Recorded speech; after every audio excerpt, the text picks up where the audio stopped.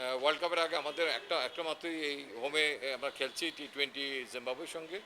তার আগে হয়তো খেলোয়াড়দের একটা ফিটনেস অ্যাসেসমেন্টের ব্যবস্থা করবেন হেড কোচ, তার দিক নির্দেশনা আছে। সেটা হয়তো থার্ড উইকে কোনো একটা সময় হয়তো সেটা হবে।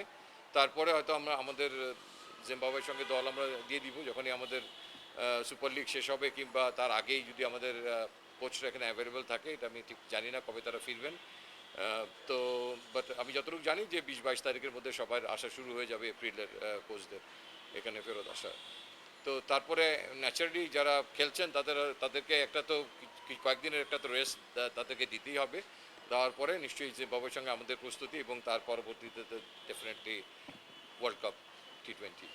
দেখেন, যদি কোনো মেজর ইনজুরি না হয় কিংবা অন্য কিছু না হয়, তাহলে আমার মনে হয় যে আমরা ফোকাস থাকবো যে কাছাকাছি একটা দল নিয়ে আমাদের এই প্রিপারেশনটা শুরু করার জন্য। এবং যদি টেকনিক্যাল কারণে কাউকে রেস্ট দিতে হয়, 5টা ম্যাচ এরপরে খুব বেশি সময় নেই, সেটা কিছু জিনিস স্ট্র্যাটেজিক কারণে হতে পারে। বাট ডেফিনেটলি আমরা ফোকাস করার চেষ্টা করবো যে মূল দলটাকেই এই ম্যাচগুলো খেলার সুযোগ দেওয়ার জন্য যত কাছাকাছি থাকা যায়।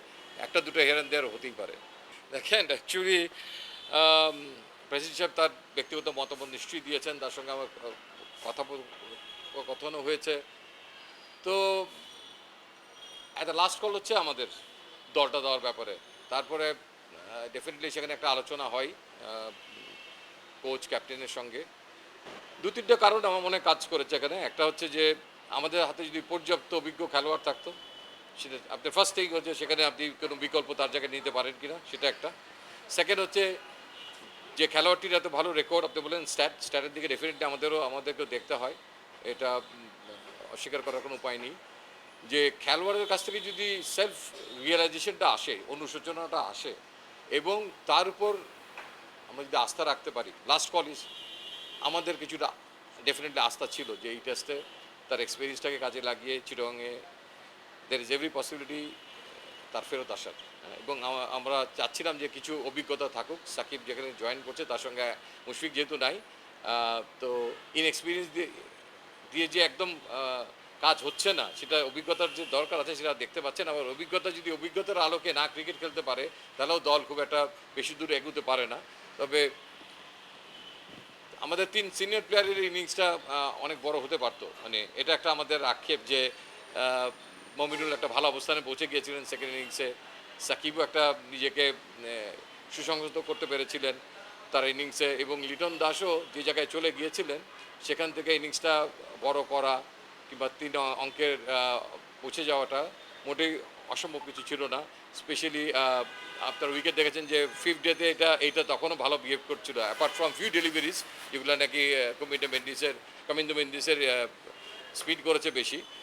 এছাড়া আমার মনে হয় যে উইকেট যথেষ্ট ভালো ছিল। ইটস বিট আনফর্চুনেট যে he could click, but it was our confidence. কোনো কোনো ক্ষেত্রে আমরা যদি কারোর উপর আত্মবিশ্বাস রাখি, সেক্ষেত্রে হয়তো কোনো ব্যাটসম্যান হয়তো যথেষ্ট সফল নাও হতে পারে একাধিক অসফল ব্যাটসম্যানদের ভিড়ে।